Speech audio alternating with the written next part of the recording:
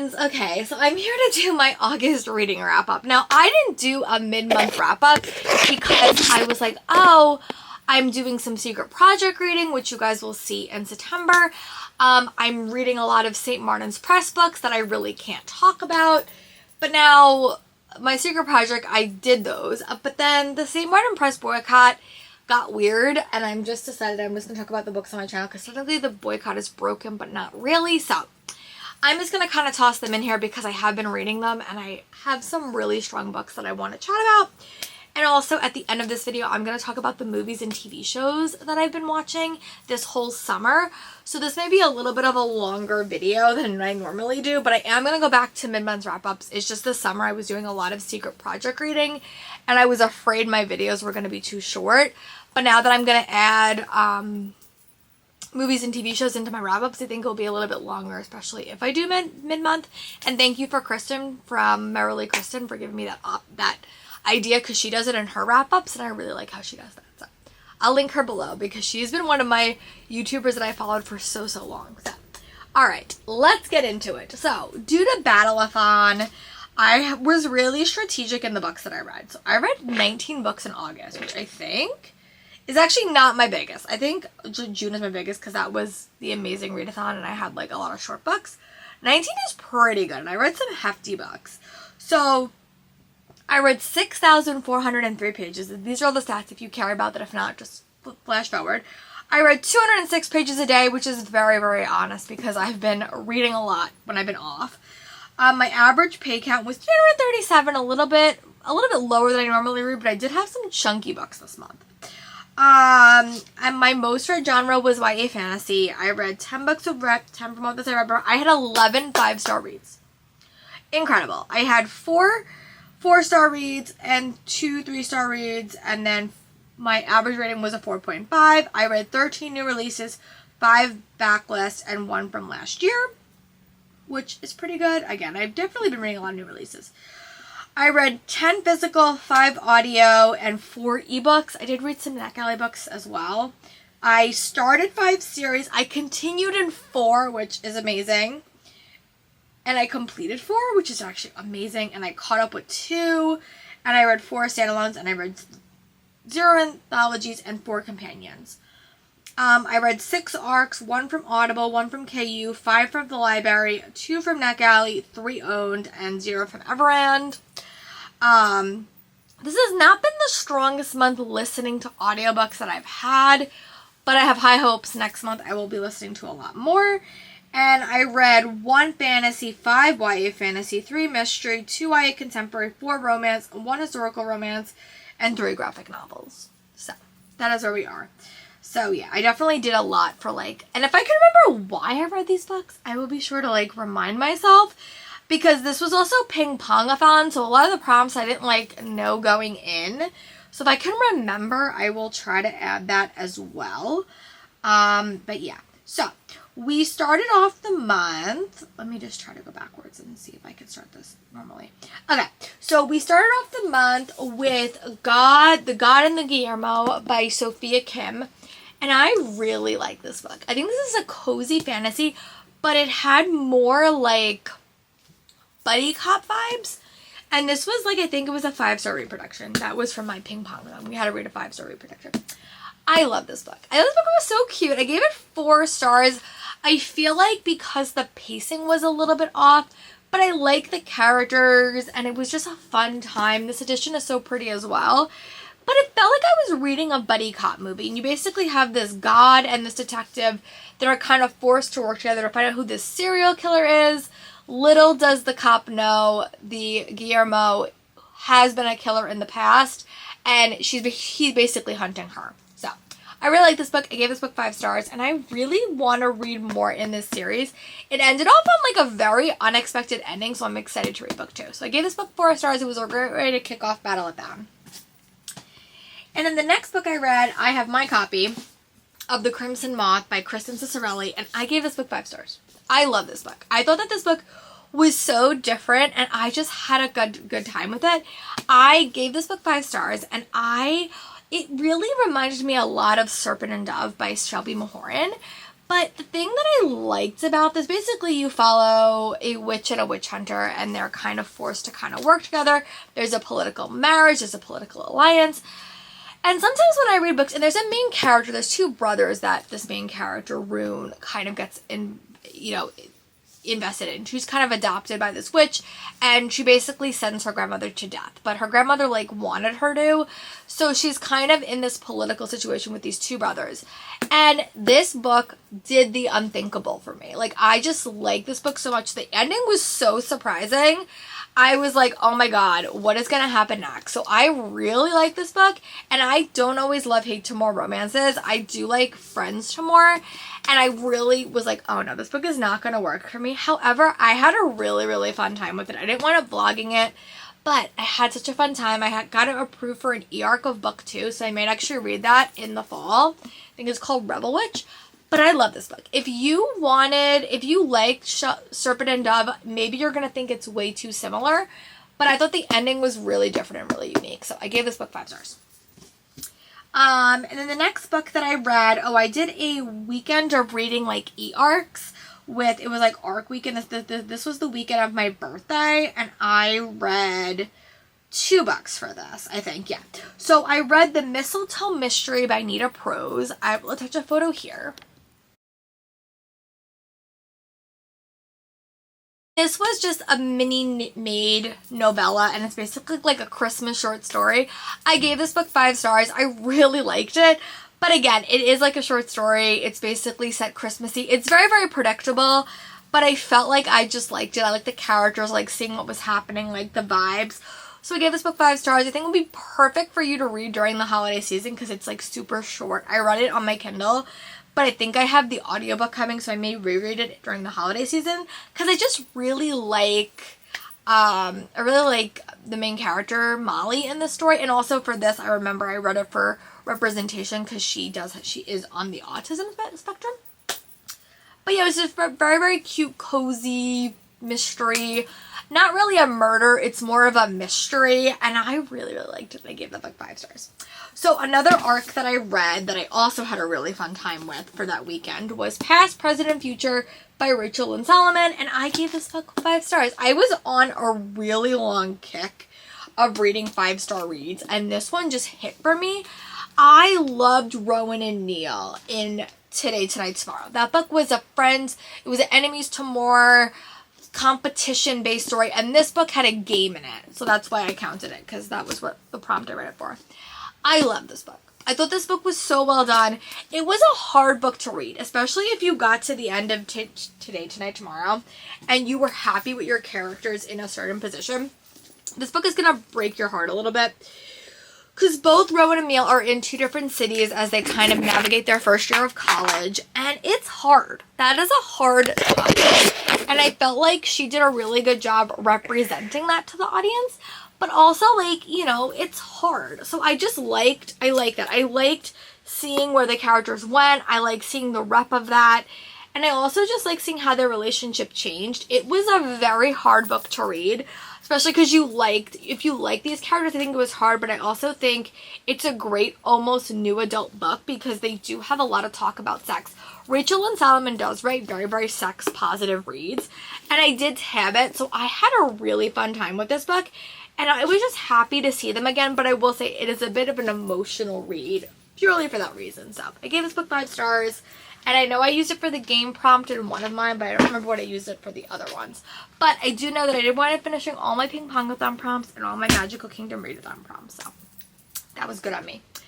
And the next book I read, I wound up doing a buddy read, which I am so bad at buddy reads, but I think she wound up just finishing Lotta from Lotta's Book Nook. So we wound up reading The Gilded Cage by Lynette Nomi.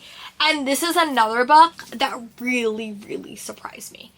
I gave this book 5 stars. I was so captivated by this book, and I love Prison Healer when I read it. And this book just blew my mind. I was like, oh my god, what is going to happen? We got to the end of this book, and I was like, oh dear heavens, this is going to be an emotional gut punch. And it was. I definitely recommend you read Prison Healer. This book, again, sort of like I'm going to talk about 2 sequels later, it kind of took the book in a totally different direction.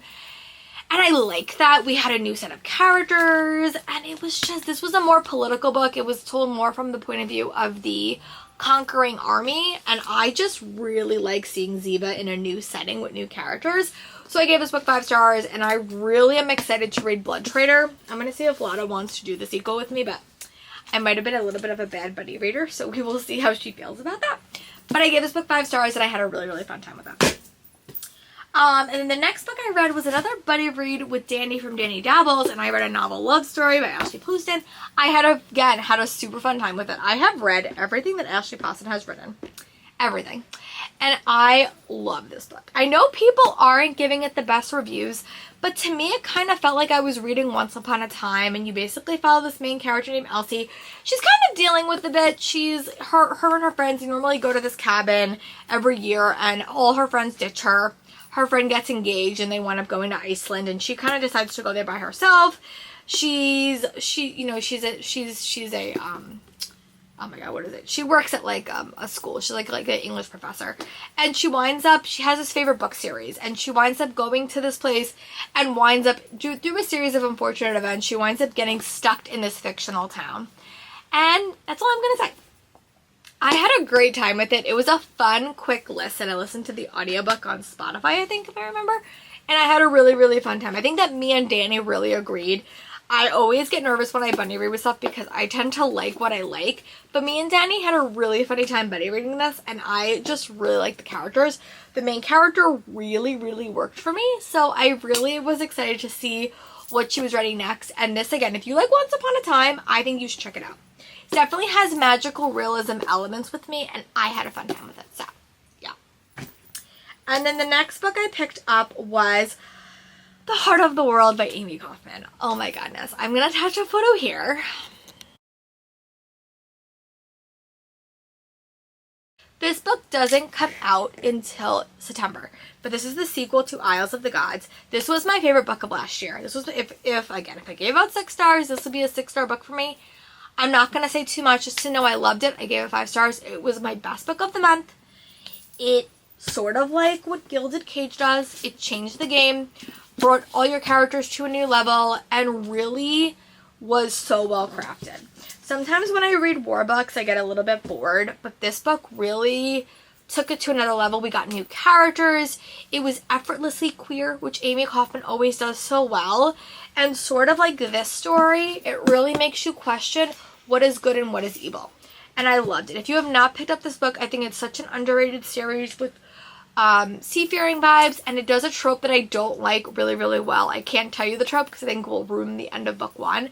But I gave this book 5 stars, and I'm so excited to see what Amy Kaufman is writing next. This has the potential to be my favorite book of the year. By far. Okay. I can't talk about the next book because that is a secret project book, but no, that vlog is coming out in September, so you will see my thoughts on the next 2 books. The next book I read is Where the Library Hides by Isabel Ibanez. This is when I was traveling. I went to DC for a few days, so I read a couple of my books when I was traveling. I gave this book 5 stars. I thought, again, sort of like what I've been saying when I read sequels, when you change the game, you have to still make me feel connected. And I don't think I talked about What the River Knows on my channel because it was during the boycott, but I like this book. If you like Indiana Jones, and I think you should pick this story up, this book really did change the game. You basically follow Inez as she's trying to figure out what happened to her mother and trying to solve all the pieces of her mother's mystery. This one had a lot of elevated tropes that I really, really liked, and does deal with a lot of complicated political elements, and there's a lot of twists and turns in the story that I do not see coming. If you're fans of Hate Tomorrow romances, I think you will like this one. I gave this book 5 stars. This book also had a very strong female dynamics, which I didn't really notice in book 1, and a lot of unexpected twists and turns. This book comes out in November, so be sure to check it out when it comes out, but I highly recommend book 1 if you haven't read it yet. And then the next book I read was when I was traveling. It's called Sprinkles and Sea Serpents by Danielle Garrett. I will attach a photo here.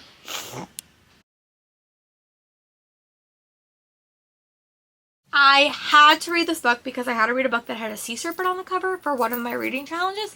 And I gave this book 3 stars. It was a cozy murder mystery with witchy elements to it. You basically follow this main character who was a news reporter, but she winds up coming back to her small town because she got fired. And she's a different kind of witch, and she's kind of uncovering a murder mystery.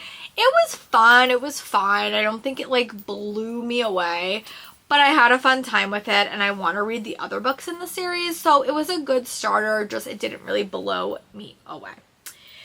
And then the next book I read is another kind of the same story. I read Booked for Murder by P.J. Nelson. This doesn't come out until December. And in the famous words of Breed from Four Paws in a Book, this was a book that I read and it existed. Like, I gave this book 3 stars. I don't think I felt back connected to Madeline in the main story, but it's basically another story about a girl who lives in Georgia. Her aunt dies and she winds up taking over her bookstop. There's a murder her first night there. And I just didn't feel that connected to her, and I think that was kind of why I was like a little bit hesitant, I guess you could say. But I read it. I don't think it's the best thing I've ever read, and I think that the character put me off a little bit. So I don't know if I'm going to keep reading this series, but I did finish it, so I gave it 3 stars. And then the next book I read was another book that I was eagerly anticipating, and that is Firebirds by KJ Armstrong. This is the first book in the series, is Nightbirds, and I read this book. I tabbed the hell out of it. I have a complete reading vlog where I tell you all my thoughts, and I love this book. I gave this book 5 stars. This and Heart of the World had the potentiality to be on my top reads of the year list because I just loved it. Tabbed the hell out of it. This is another sequel that really does things in such a different and unique way. And it's so effortlessly feminist, effortlessly queer, with 4 main characters, 3 very different romances, and I really am excited to see what this author writes next. If you want a book about a girl with magics, revolution, seafaring adventures, some men and women that are going to make you fall on the floor in love, I'd pick this book up. But I had such a fun time. Again, I'm going to do a video later when my voice sounds better, kind of reviewing both those books because I don't think those books get nearly enough love and attention, but I love the sequel and gave it 5 stars. This is your reminder to go read Nightbirds and go read Isles of the Gods. And then the next book I'm going to chat about is a middle grade novel called Drama by Rega Telgemeier. I read this for a reading challenge where I had to read a book with a heart on the cover, and I will attach that book here.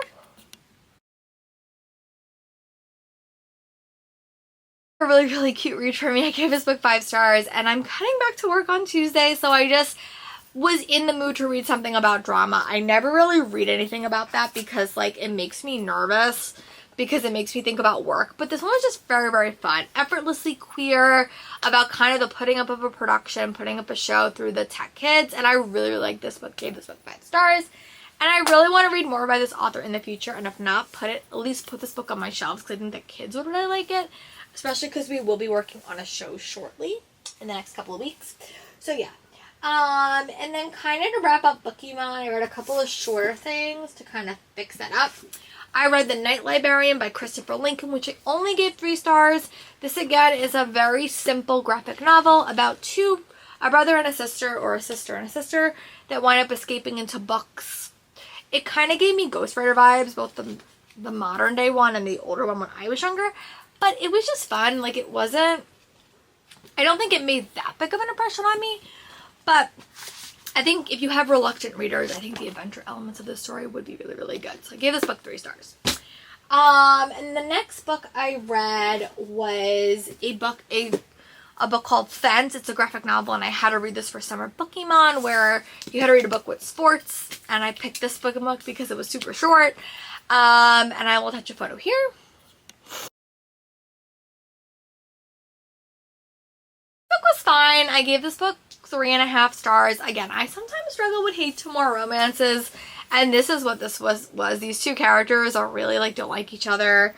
They're on the same exact team, and the hate to more vibes was a little bit intense, and I don't think I felt that connected to them, but I like the representation, and I would definitely read more. I just sometimes struggle with hate to more romances, but again, I read it for the prompt, and that's why it's on this list, because I knew it was something quick. And then the last one, Then the next book I finished is Every Time You Hear the Song by Jenna Voorhees. I got this rec from Keep Calm to Book and Coffee. I had to read a book with songs in the title. And this is a dual timeline story following Deckley Castle, who is a very, very famous singer in her past as she kind of goes through her rise of stardom. And then you follow Darren Purchase, who's an aspiring journalist in the present, and after Deathly Castle is killed or Mert died, she kind of is uncovering her like murder mystery, not a murder mystery, but like what happened to her, and she has like some secrets, and there's like a scavenger hunt, and you kind of tell both their stories. Two very different romances, but it was really, really cute. I had a fun time with it. It was a quick listen as well, and I like this book. Again, another one that like has queer representation, but I had a fun time and I gave it 4 stars. And then I also read a book called Bewitched by Sophie H. Morgan. I got this book from the library. I just had to return it today, actually, so I'll touch a photo here.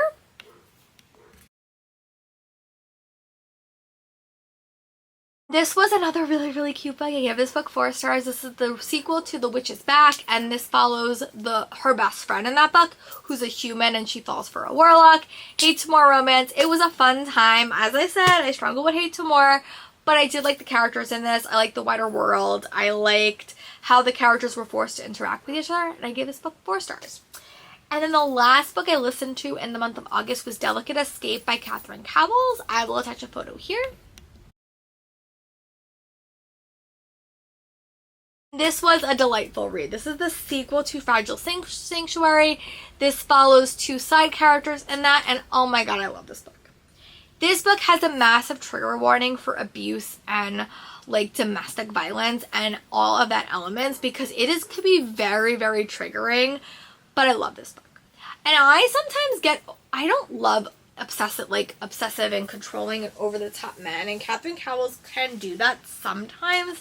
Sometimes I feel that some of her guys are a little bit the same, but this man just made me melt. Like how sweet he was to our main character, who was dealing with a lot and basically had to like change her whole identity. His family, the found family vibes in the story work so well. I love seeing the side characters again, and I just love this book. I gave this book 5 stars. So excited for Broken Harbor. That's the 3rd book in the series coming out. But yeah. So those are all the books I wound up reading in August, and now let's talk about the TV shows and movies that I watched in this whole summer. So kick back, relax. This is not going to take too long. I just want to get it on camera so I can remember what I watched, read, and did this summer. So I just have to say this: a lot of my summer was spent watching the Olympics. I am very much a gymnastics fan, and I really just will watch that all the time. So a lot of my summer was spent watching the Olympics, watching gymnastics, and I would say I did that for about 3 weeks. But I had a really, really fun time with that, so that was a big thing that I did. I rewatched Bridgerton season 3, which I had seen before, but I came back from a trip and I was doing a vlog for you all, so I rewatched that. I'm probably gonna rewatch it this week if I head back to work and need something like a little bit mind-numbing to watch.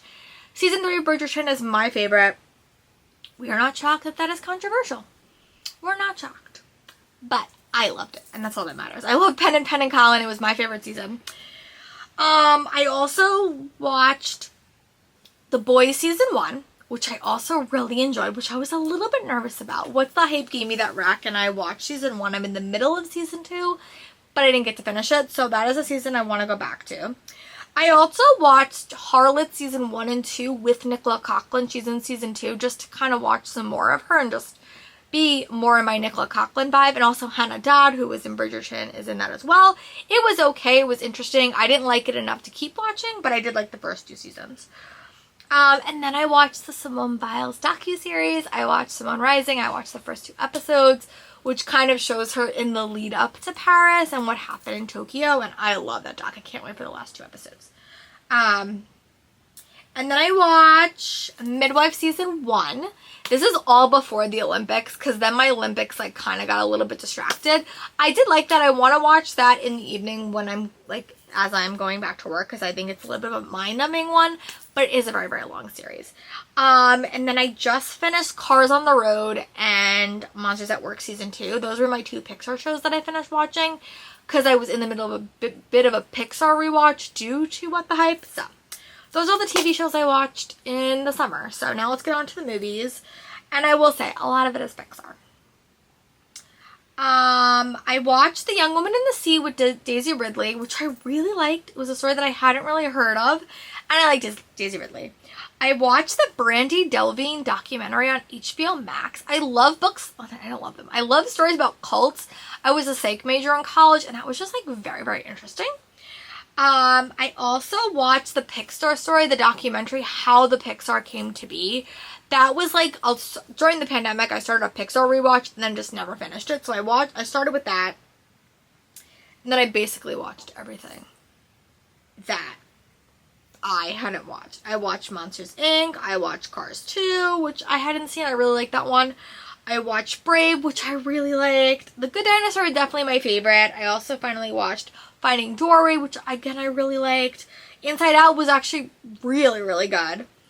Was another thing that I really, really liked. And then I also watched The Incredibles 2 and Guardians of the Galaxy 3. So I'm finally starting my Marvel catch-up. So, yeah. I will definitely try to make these videos shorter. I just had a lot to talk about. So, let me know in the comments what was your favorite book you read in August. I would love to know. For me, it was definitely Heart of the World. Easy 5-star. And what is my favorite TV show that I watched? I'm gonna say probably the Olympics. I'm gonna call that like one of my favorite things that I watched was probably the Olympics. Let me know in the comments what was your favorite book and what is your favorite thing that you did over the summer. I would love to know, and I'll talk to you guys soon.